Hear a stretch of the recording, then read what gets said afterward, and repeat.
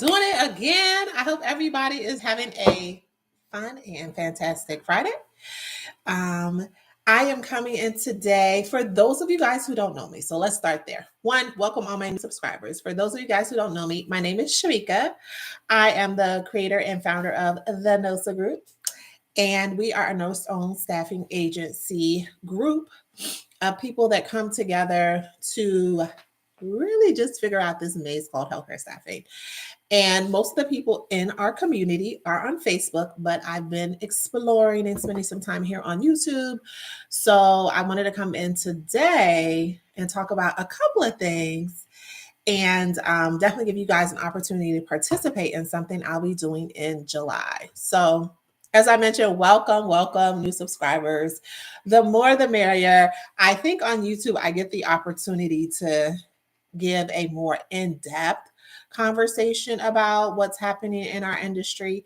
And honestly, I don't really know what's going on. It's something that changes often day by day and month by month. And since the month of June is gone, we'll just have to think about what things will look like sometime in July. But as we pivot post pandemic, many of us NOSA owners, one of the questions that I posted into the group was around whether or not things will never be the same in our industry. And when I say that, it's not to say it in like a negative way or anything like that, but just to kind of be realistic. Like the pandemic was a lot around healthcare staffing or healthcare in general. And it shifted things in different ways. It brought companies and technology to the forefront. It kind of exposed a lot of the issues and challenges that our industry is having. So it was a bittersweet moment, is what I'll call it. And as we ease out post pandemic, a lot of NOSAs had the chance to grow, start their agencies. A lot of us bounced back, pivoted and did things differently or did things in a different way or placed our focus in different ways. And now that things are normalizing, many of us have the caution or question or concern of what next. Mostly because we're hearing the buzz that we always hear in healthcare, and it may be applicable to other industries, but in healthcare around, we don't need healthcare staffing agencies. We're going to phase them out. We're going to get rid of that. And realistically, just from a number standpoint of view, and I'm not going to quote any numbers, but I have heard statistics around it. It's not really a possibility to do that. But what I think having healthcare staffing agencies in place and working with facilities and clients and things like that, what is a real way to kind of bridge that gap is to really offer opportunities for education. And I know that's not what most of you guys thought I was going to say, but educating clients is a key part of our industry. Because as we saw during the pandemic, super high prices, super high bill rates. And a lot of that was because one, there was a need, but also there wasn't a lot of education as far as, hey, are you looking at trends on your schedules? Is anybody tracking your schedule beyond the scheduler? Is anybody noticing call outs on certain days or addressing issues with specific staff? So there's definitely opportunities to address that as an agency owner through your business relationship with clients, as well as if you're already working with that client, identify ways that you can help them more. Let me say that again. If you are already working with a client and you have a great relationship, and when I say relationship, I mean beyond submitting invoices, like you actually have conversations, there's some forward thinking and planning with your dynamic, think about ways you can do more. So most clients, from what I've seen, want to bring more staff on permanently. So that's an area as a NOSA you can help them more. You don't have to recreate the wheel. You don't have to think about how to do some new business or new venture. You can kind of redevelop what it is that you're doing so it can work for the industry as it is now. So like I mentioned before, there has been lots of discussions around getting rid of agencies. I don't think that's feasible or doable really anywhere. And I don't see that happening in the near future, but there could be less agency staffs in some places. There could be less requests for agency staff. So some ways to pivot in that type of environment is to give them something more that you already have, which is permanent staff. You can do permanent placements. You can do temp to permanent placements. Um, you can convert existing employees if they want to come on, on staff at that particular facility. Um, you can also look at other areas that that particular facility may have needs, whether it be in the administrative role in the healthcare setting, it could be in allied health, the therapy. So there's a big array of places that you could be providing assistance in the role of an OSA. So that's kind of some of my take on what's happening and what we can do or we can be thinking about.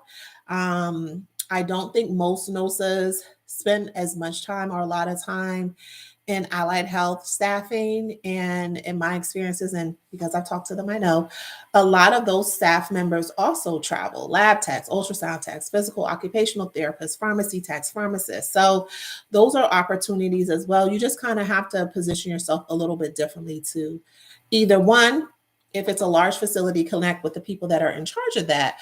But for a smaller size facility, you can just offer it as an option to the client that you're currently working with. So those are some of the things to think about. I've also seen some NOSAs venture into insurance, which is really where I've hung out the last few years. When I was working, I worked for insurance companies. Every insurance company has a nurse somewhere in their business, every single one. And probably in a later video, I'll talk a little bit more about case management, HEDIS, and things like that, which is what I did at the later end of my career prior to coming on board as a full-time NOSA. So as I was transitioning, I did quality case management types of work, still dibble and dabble in it here and there.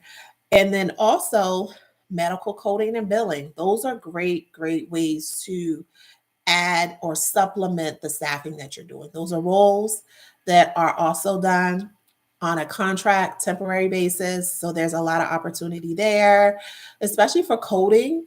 Typically, coders also have the option to work at home. Billers, medical billers as well have that option. So that's all within that healthcare realm, but more in the insurance or back office spaces of medical offices section of things. So, and then of course, the whole world of case management, telehealth, that's something that's gotten a lot of attention over the last couple of years. And that's really something that's really running with a lot of traction. So those are areas to chronic care management, telehealth providers, nurse practitioners, PAs, family medicine. So those are all areas too that health insurance companies, guys, I'm not talking about facilities, health insurance companies look for people to provide services. So when you think about what you can do or how you can pivot, just kind of take out the time. And that goes into my next topic, which is taking out the time. So around this time every year, I really sit down with myself, my team, think about my business goals, think about where I want to be from a standpoint of in the future, which for me is the next 3 to 5 years, and what it looks like for me to get there. And I really do a 2022 year in review or mid-year assessment and kind of thinking, hey, this is kind of where we want it to be. Are we on track to get there for the end of the year?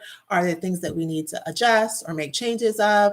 Whether it's growth, financial, bringing on team members, expanding your exposure, introducing technology. Those are all areas that NOSAs typically look into, or revamping programs, existing programs, introducing referral programs and things of that nature. So you want to have all those things or those types of things on a track. And this time of year is usually when I kind of say, hey, are we on track? And I would say to you guys, hey, are you on track? And also this time of year, especially the summer months for me, are great times to enhance your skills. So if it means taking a class or taking a workshop, so many things came out of the pandemic, but the one thing that I think is stuck the most is this whole virtual world that we can exist effectively virtually. And I've taken classes during the pandemic online, and I'm talking like 6 to 8 week classes. Lots of universities and colleges are offering classes through different platforms, Coursera, um, and some of the other ones that are out there offer, some of them offer free, some of them offer discounted, kind of depending on what you're interested in. So those are all great ways to enhance your skills, whether it be like your technical skills, computer, technology, social media, or some of your soft skills, which could be like public speaking, networking, or presenting. So, those are all great avenues and a great time to do it now, because some of those enhancements can kind of help you catapult you to the next step in the direction that you want your business to go in.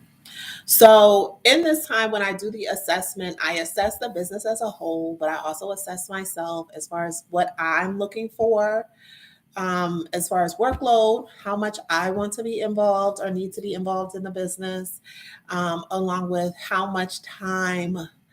Guys, it's never enough time. June went so fast. How much time I have to do those things. So, nonetheless, I encourage you guys to do it now, as well as I start to think about 2023, 2024, 2025. And if you've been in the business, and I mentioned this on the Facebook group, if you've been in business for like 18 months, 2.5 years, now is really the time to kind of think about your 3 to 5, 5 to 7 year plan. Um, there's a technique, and I'm not sure what it's called off the top of my head, but it's where you kind of say, if you say, hey, I want to be doing $3 million in revenue every year, and you take that goal and you work it backwards. And that's really how you come up with your 3 year, your 4 year, your 5 year plans and goals around your business. So even if you're just getting started, it's never too late to think big, to write it down, and to really work towards it. So the last thing, and I'm keeping my videos short and sweet, so I am on time, is social media Saturdays. So I did in our Facebook group a quick 4 weeks of social media Saturdays. I want to say it was probably back in April, and we're going to do it again in July. So what we're going to be doing a little bit different is we're going to be doing social media Saturdays here on YouTube Live. We're going to be talking about different social media platforms, specifically the ones that I think nurses have the biggest challenge with, which is be your LinkedIn, your Twitter, TikTok, and of course Instagram, to help enhance and give a couple of tips and tricks that I use that have helped me and my business to use those platforms. You see me here on YouTube. A lot of you guys follow us also on Instagram or Facebook, or you're part of the group, or you're on TikTok, to kind of keep those platforms active and engaging, and also really be able to identify who the individuals are that will be your audience from those platforms. Because one thing I will say is each platform has a different audience. It has a different intended audience. So you want to make sure that the information or content or whatever you're sharing is applicable and appropriate, and kind of gets you your ultimate outcome, which of course is engagement, likes, follows, shares, or more applicants. So that's all I have for you guys today. Thanks for hanging out with me. Again, we'll be doing social media Saturdays in July, starting on July 9th, 11:30 a.m. Eastern. If you're in the NOSA group, go ahead and follow here on our YouTube page so that you can get updates, so you can join us. But as always, it's already recorded here, so you can always check it out later if you have any comments or questions. Thank you, and you guys have a fantastic Friday, and I'll be chatting with you.